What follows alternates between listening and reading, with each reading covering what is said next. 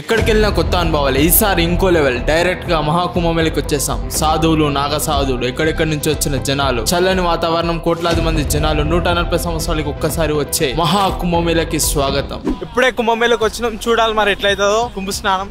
Arrangements అన్ని మంచిగా ఉన్నాయి, కానీ మేము ఏడ వండుకోవాలని జోలాడుతున్నాం. ఏడ వండుకుంటే మంచిగా ఉంటుంది అని చెప్పి ఇక్కడ మొత్తం సలిపెడుతుంది. ఒక్కొక్కరు ఏమంటారు, వాళ్ళే కవర్లు కట్టుకొని కవర్ల కింద వండుకుంటారు. అంతా బాగుంది. ఇది ఒక డిఫరెంట్ ఎక్స్పీరియన్స్ వస్తుంది. 144 years తర్వాత అంటే ఇట్స్ గ్రేట్. ఇలా మనం ఉండడం మన అదృష్టం. నెక్స్ట్ టైం స్నానం చేయడానికి మనం ఉండడం కూడా తెలియదు. నెక్స్ట్ టైం వచ్చినప్పుడు అరేంజ్మెంట్స్ గురించి చెప్పనీకి లేదు. మన యోగి, మన మోడీ ఉన్నంత వరకు మనకు డోకనే ఉండదు. వాళ్ళు ఉన్నప్పుడు ఇట్లాంటిది ఇంకా రావడం ఇంకా అదృష్టం. రేపు మార్నింగ్ పోయి కుంభ స్నానం చేస్తాం త్రివేణి సంఘంలో. కానీ ఇప్పుడు పెద్ద టాస్క్ ఏంటంటే మేము ఎక్కడ వండుకోవాలనేది. ఏడు లేకపోతే కింద ఇక వరకు అనుకుని నేను ఉత్తరం అనుకుంటాను. ఎక్కడ చూసిన అన్ని టెంట్స్ ఫుల్ అయినాయి. మేము ఏడ అనుకుంటాం అనేది పెద్ద టాస్క్. దొరికింది ఆ ప్లేస్, ఇంకా దొరకలేదు, దొరకడుతున్నాము. ఏడ దొరకకుంటే మస్తు కవర్ 1 వీక్ వచ్చాను అనుకో, చలి చాలా పెడతాం. కొంతమంది ఇట్లా కవర్లు కట్టుకొని వండుకుంటారు, కానీ మేము ఎక్కడ వండుకుంటాం అనేది చూడాలి. మొత్తం తిరిగి అలసిపోయినాం. ఇంచుమించు ఒక 5-6 కిలోమీటర్లు తిరిగినాం. ఏమన్నా తినాలి కదా, అందుకనే మ్యాగీ ఇప్పిస్తున్నాం.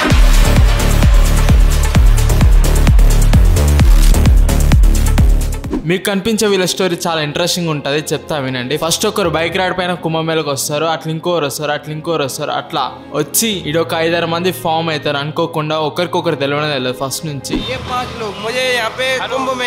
అంటే సొంత అన్నదమ్ములాగా పరిచయం అయ్యి ఇప్పుడు ఇడొక చిన్న హోటల్ రన్ చేస్తారు. రోజుకి 20 నుంచి 30 వేలు సంపాదిస్తారు. వీళ్ళలాగా ఇక్కడికి ఎంతో మంది జనాలు వచ్చి ఇట్లా ఒకటయ్యి ఇక్కడ పెద్ద షాప్స్ ఓపెన్ చేస్తారు, చిన్న బిజినెస్ రన్ చేస్తారు. ఫస్ట్ ఈ దినంగానే మాకు మస్తు షాకింగ్ అనిపించింది.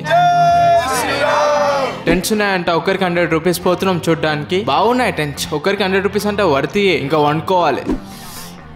చలి పెడుతుంది. మార్నింగ్ టైం 5 అవుతుంది. అసలు ఇది 5 అవుతున్నట్టు లేదు. 7 వచ్చిన మొత్తం జనాలతో నిండిపోయింది కుంభమేళ. ఇప్పుడు లైట్ గా ఒక ఛాయ్ అయినామంటే బాడీలో ఎనర్జీ లోడ్ అయితే పోయి మళ్ళీ త్రివేణి సంఘంలో పోయి స్నానం చేయాలి. మా వాళ్ళు ఇంకా మంట కప్పుకుంటారు, ఎవరు పెట్టినామంటే మంట కప్పుకుంటారు. కానీ ఇదంతా ఒక వేరే వైబ్ ఉంది మొత్తం. ఇక్కడ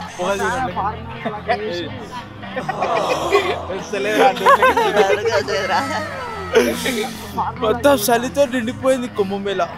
అంకుల్ మమ్మల్నే చేస్తాం. हमारे को देख रहे हैं अंकुल, आप क्या सोच रहे हैं हमारा बारे में? जय श्री राम बोल दो अंकुल. जय श्री राम. थोड़ा आवाज बढ़ के. जय श्री राम. जय श्री राम. आवाज में डर क्या होना चाहिए, जो हमारी सनातन धर्म है दिल खोल के बोलना चाहिए. बोलो जय श्री राम. जय श्री राम. అట్లా స్టార్ట్ అయ్యాం త్రివేణి సంఘంకి. అసలు త్రివేణి సంఘం అంటే ఏంటిది? ఉత్తరప్రదేశ్ లోని ప్రయాగ్రాజ్ వద్ద గంగా, యమున, సరస్వతి నదులు కలిసే ప్రదేశాన్ని త్రివేణి సంగమం అంటారు. గంగా పవిత్రతకు పత్రిక, అంటే ప్యూరిటీ. యమున భక్తిని సూచిస్తుంది. సరస్వతి అద్భుతమైన తెలివి, జ్ఞానానికి సంకేతం. అసలు త్రివేణి అని పేరు ఎలా వచ్చిందో విందాం. త్రి అంటే 3, వేణి అంటే ప్రవాహాలు, 3 నదుల ప్రవాహాలు, గంగా, యమున, సరస్వతి. కానీ ఇక్కడ గంగా, యమున నదుల ప్రవాహాలే కనిపిస్తాయి. సరస్వతి నది భూమిలోపల నుంచి ప్రవహిస్తుంది. పోయి స్నానం చేసుకున్నాం. ఆ నీళ్ళు ఎంత చల్లగా ఉన్నాయంటే పోయి మంచి కొండలో స్నానం చేస్తున్నట్టు అనిపించింది. బాడీలో ఉన్న సామాన్ మొత్తం గడ్డ కట్టుకుపోయింది. ఇప్పుడే స్నానం అయిపోయింది. ఏం చలి పెడుతుంది మా చలి మాత్రం చాలా ఘోరంగా పెడుతుంది. అస్సలు ఎక్స్పెక్ట్ చేయలేదు ఎంత చలి పెడుతుంది అని చెప్పి. ఇంకా మొత్తం మంచుతో నిండిపోయింది. మొత్తం ఇట్లా పొగలు వస్తున్నాయి.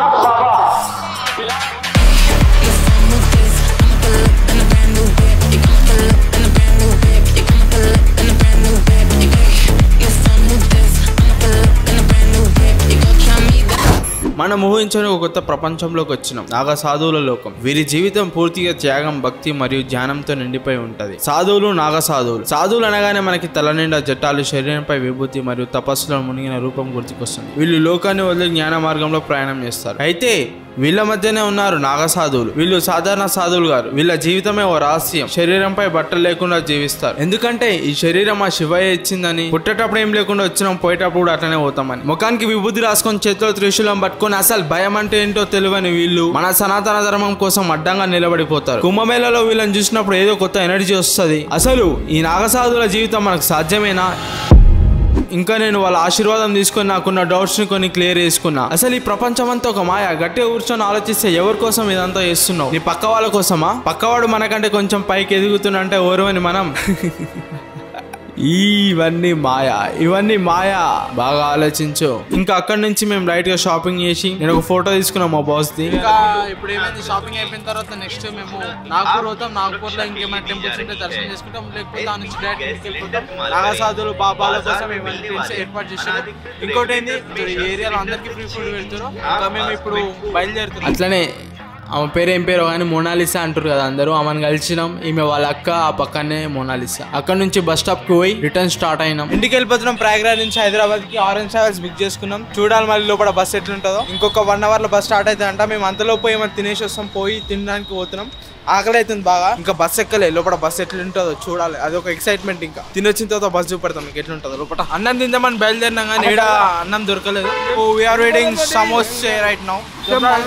సమోసాగా సేమ్ హైదరాబాద్ ఉన్నట్టే ఉందంట సమోసా. టేస్ట్ బాగుంది. బస్ జర్నీ వెరీ ఆసమ్ ఉంది, మంచిగా ఉంది, లగ్జూరియస్ ఉంది. ఇలా పోతుంటే ఎట్లా అనిపిస్తుంది అంటే ఒక ఇంట్లో ఉండి ఒక ఇల్లు పోతున్నట్టు అనిపిస్తుంది. ఒక రూమ్ లో వండుకొని రూమ్ పోతున్నట్టు అనిపిస్తుంది. టైం 8 అయితే తిని కాపిండు. బాగుంది బస్ జర్నీ గురించి చెప్పాలంటే ఇట్స్ వెరీ బాగా అనిపిస్తుంది జర్నీ. ఏడా మాకు విరక్తి వచ్చినట్టు అనిపిస్తలే, అంత మంచిగా జరుగుతూ అవుతుంది జర్నీ. ఇదే హోటల్. ఈ హోటల్ కానీ ఆగిన మా వాళ్ళు లోపల వెయిట్ చేస్తారు నా కోసం. పోయి ఆర్డర్ తీసుకుని ఏదైనా తింటాం. Let's see how it goes. పొద్దుగాల నుంచి ఏం తాగాలి అసలు దుప్ప అంటే మధ్య ఆర్డర్ తాగినాం అనుకోని ఇట్లాంటిది తాగాలి. చూడాలి ఫస్ట్.